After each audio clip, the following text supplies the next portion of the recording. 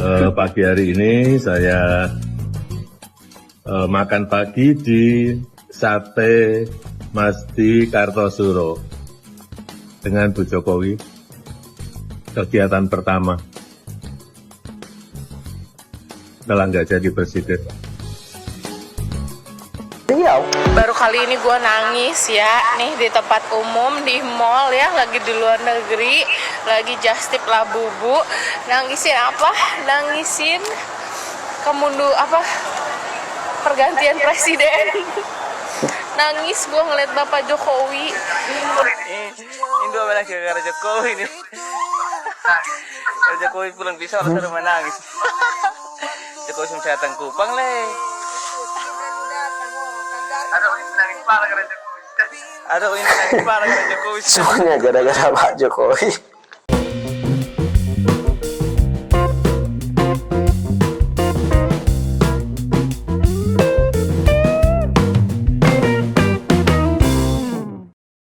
Assalamualaikum warahmatullahi wabarakatuh. Shalom, Om Swastiastu, Nama Budaya, salam kebajikan, salam sejahtera bagi kita semua. Rahayu rahayu. Kembali lagi dengan saya di sini Leonardo Sirait di channel kesayangan kita ini, Sirait Media, bersama opini Bang Leo. Oke teman-teman, kali ini ada video menarik sekali ya untuk kita simak bersama-sama teman-teman, karena ini asik gitu ya. Kalau bisa teman-teman sediakan kopi ya, untuk sambil menonton video ini, seduh kopi, terus kita sambil ngopi, enak ya. Ya, dimana di video ini Pak Jokowi selepas dari kursi kepresidenannya, di video ini Pak Jokowi yang sangat sederhana sekali teman-teman ya. Sebenarnya mungkin ya yang saya rasa ya, kalau orang lain kalau baru lepas dari jabatannya mungkin gengsi gitu ya. Tetapi kalau bagi Pak Jokowi tidak ada gengsi sama sekali. Walaupun beliau baru lepas dari kursi kepresidenan gitu ya. Ada nggak videonya Bang Leo? Ada dong. Mari kita tonton dulu, simak video ini baru nanti kita akan ulas teman-teman ya. Pagi hari ini saya makan pagi di Sate Masdi Kartosuro dengan Bu Jokowi. Kegiatan pertama setelah nggak jadi presiden. Baru kali ini gue nangis ya, nih di tempat umum, di mall ya, lagi di luar negeri, lagi just tip Labubu. Nangisin apa? Nangisin pergantian presiden. Nangis gue ngeliat Bapak Jokowi pulang kampung, dia pulang kampung, gue yang sedih banget. Makasih banyak ya Bapak Jokowi, makasih banget. Kayak 30 tahun gue jadi warga negara Indonesia, baru kali ini gue sesayang itu sama presiden. Jadi sekali lagi makasih banyak Pak Jokowi atas semua kerja kerasnya, atas semua pengorbanannya, dan semuanya untuk Indonesia. Makasih banyak ya Pak Jokowi. I love you so much. Baru kali ini gue ngeliat pergantian presiden, gue yang nangis. Lagi di mall, lagi just tip Labubu. Pak Jokowi, I love you. Mau orang ngomong negatif apa tentang lu, I love you full Pak Jokowi. Maafin kami warga negara Indonesia yang kadang nggak tahu diri gitu ya. Ya kemarin demo, lu lihat tuh sekarang nenek Konoha bisa seenak-enaknya gitu, ngeganti kadernya langsung demi cucunya, keponakannya siapa ini gitu ya, biar masuk jadi anggota DPR. Itu baru lu teriakin dinasti. Selamat beristirahat pensiunnya Pak Jokowi. I love you so much. Ini gara-gara Pak Jokowi. Indo lagi gara Jokowi nih. Kalau Jokowi pulang bisa harus rumah nangis. Jokowi sudah datang Kupang le. Aduh ini nangis parah karena Jokowi. Semuanya gara-gara Pak Jokowi.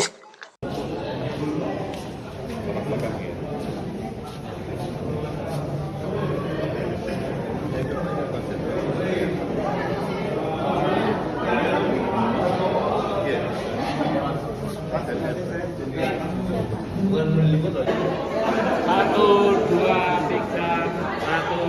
tiga. Kok foto met, burung met. Boleh. Satu, dua, tiga.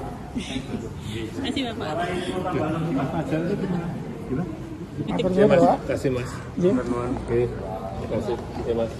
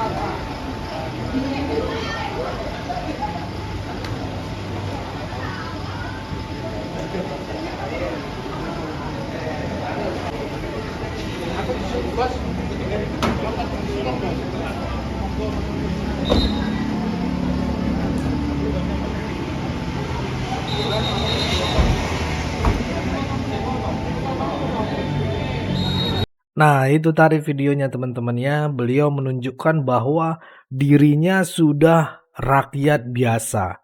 Dan sulit sekali loh gitu ya, kita menemukan sosok mantan presiden yang tampil sebagai rakyat biasa gitu ya teman-teman ya. Jangankan kursi kepresidenan gitu ya, di kursi DPR, di kursi gubernur pun juga sulit sekali menemukan sosok yang sederhana seperti Pak Jokowi. Dan inilah tentu bagi masyarakat 85% khususnya, kenapa rakyat itu sangat mencintai sosok karakter kepribadian beliau gitu ya. Karena dia sederhana gitu. Memang wong cilik itu kayaknya melekat di bahunya Pak Jokowi menurut saya, bukan partainya ya yang dulu gitu. Tapi yang jelas wong cilik itu ya Pak Jokowi gitu ya. Yang dibilang oleh Mauwara Sirait bahwa ya wong cilik itu ada di Pak Jokowi gitu ya. Itu kayaknya benar sih gitu ya.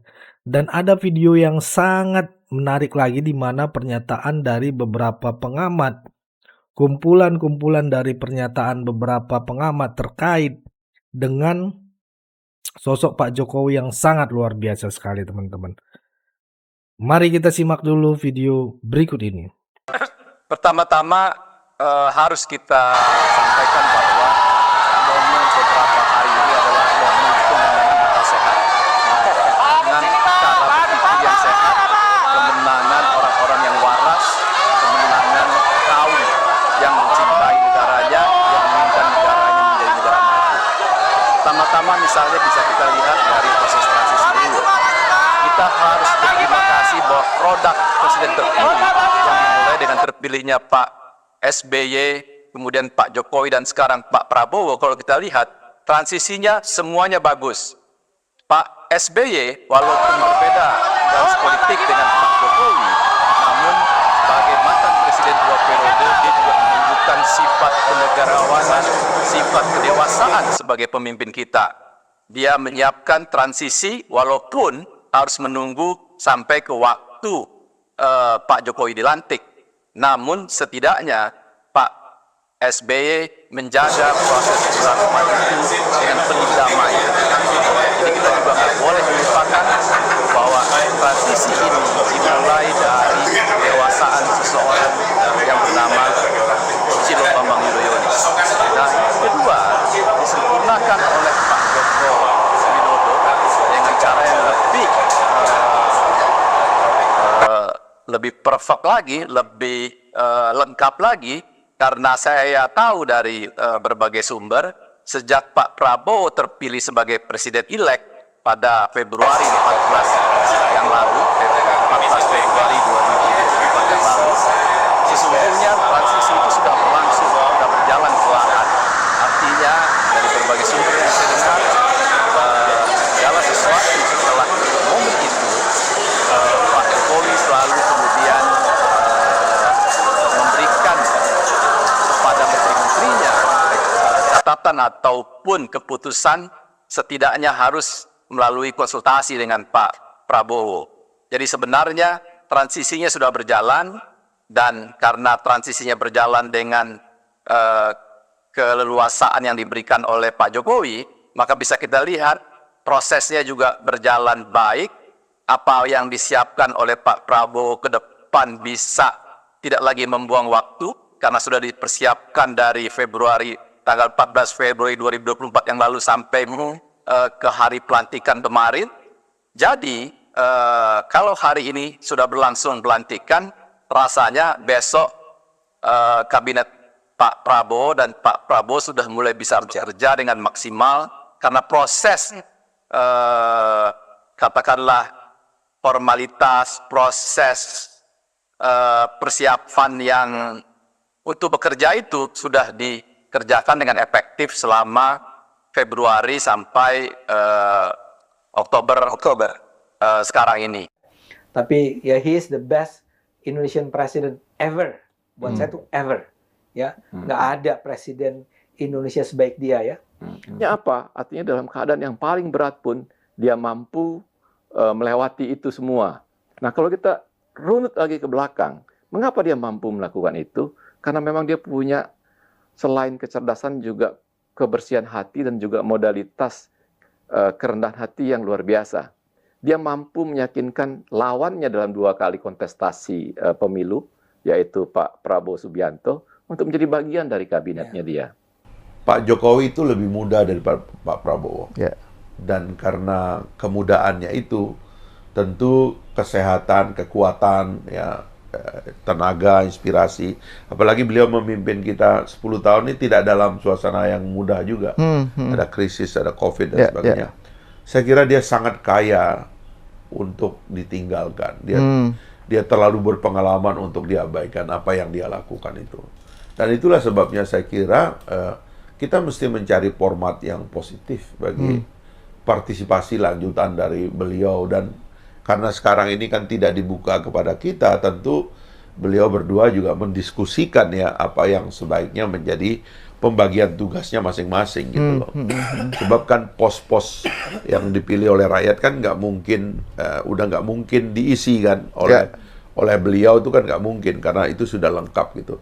Tapi yang lain-lainnya berdasarkan kewenangan yang ada pada presiden untuk mengatur rekonsiliasi ini ke depan, saya kira formatnya itu saya percaya akan dibuat sebaik mungkin supaya hubungan antara para presiden dan khususnya Pak Prabowo dan Pak Jokowi itu tetap positif gitu. Oke, cukup segitu dulu ya teman-teman. Berikan tanggapan teman-teman yang menonton video ini bagaimana.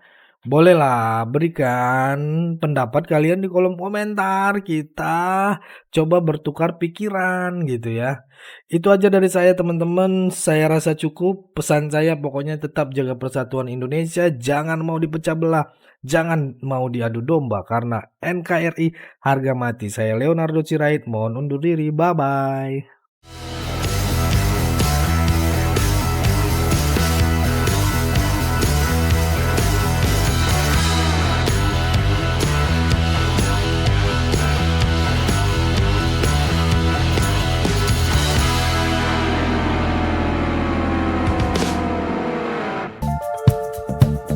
Kawan-kawan yang mau mendukung Sirait Media, boleh melalui rekening ini, dan bisa melalui Kris Mobile Banking ini. Dengan cara scan barcode Kris ini, di mobile banking, kawan-kawan.